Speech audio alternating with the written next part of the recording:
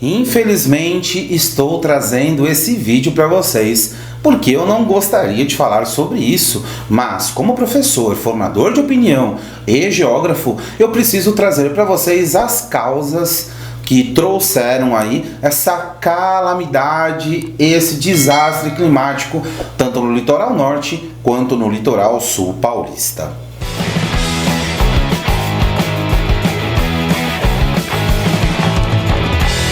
Pessoal, muitos fatores contribuíram para essa tragédia. O primeiro deles que eu cito aqui é o relevo, que ele vai ser muito estreito, principalmente por estar aí a faixa do litoral norte com a Serra do Mar. E esse fator ele vai ser predominante, por quê? Porque vai fazer com que a água da chuva ela seja concentrada nessa pequena área e vai fazer que a região tenha um grande aumento no risco de inundações e também de deslizamentos. Se vocês observarem, foi isso que ocorreu.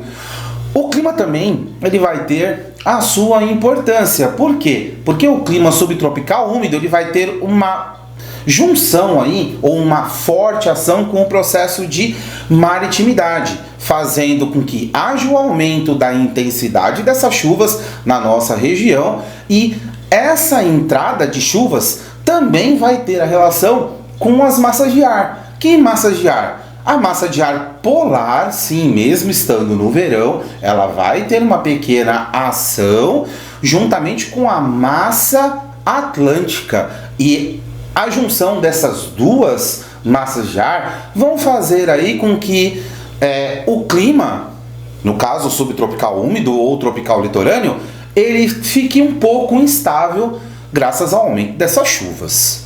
Outro ponto importantíssimo é a questão da hidrografia, que também vai interferir muito nesse processo, já que os rios da nossa região, eles são bem curtos e eles vão nascer geralmente lá no topo da Serra do Mar. Vale lembrar a vocês, principalmente no caso da região norte, a altitude entre Salesópolis, ponto mais alto, até o litoral, a diferença é de 850 metros. Então ele vai ter um declive bem acentuado, fazendo com que esses rios cheguem mais rapidamente à faixa litorânea durante o processo de chuvas intensas. Dessa forma, os rios vão transbordar, ocupar a área do entorno do seu rio, causando aí estragos e destruições. Também temos que levar como ponto de atenção a questão da necessidade da moradia, que vai fazer ou vai levar para essas regiões aí ocupações irregulares,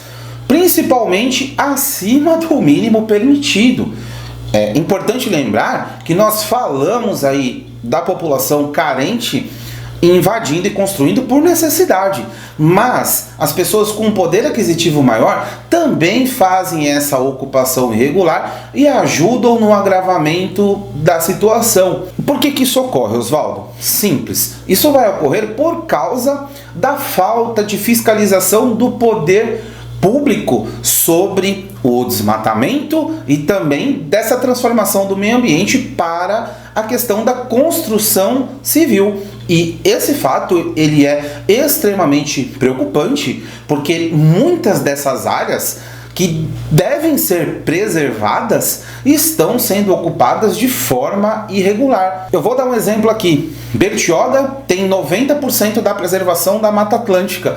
Contudo, as áreas de Bertioga que são ocupadas, elas também estão recebendo aí uma ação muito forte do ser humano e trazendo estragos aí gravíssimos. O que precisa ser feito, Oswaldo? O poder público ele precisa aí fiscalizar e não deixar que ocorram essas ocupações irregulares. O governo precisa aí promover a regularização fundiária e também fazer com que as leis ambientais sejam cumpridas. Mas como isso tem que acontecer? Você, do outro lado da telinha, você tem que ser o agente fiscalizador desse processo. Infelizmente, temos mais de 30 vítimas fatais, mais de 20 pessoas soterradas, e esse número de vítimas fatais ele tende a aumentar, até porque sabemos que é difícil, a busca é difícil encontrar por mais de 24, 48, 72 horas, pessoas vivas a partir do processo de soterramento. A proteção do meio ambiente e a segurança devem ser prioridades em qualquer lugar do mundo.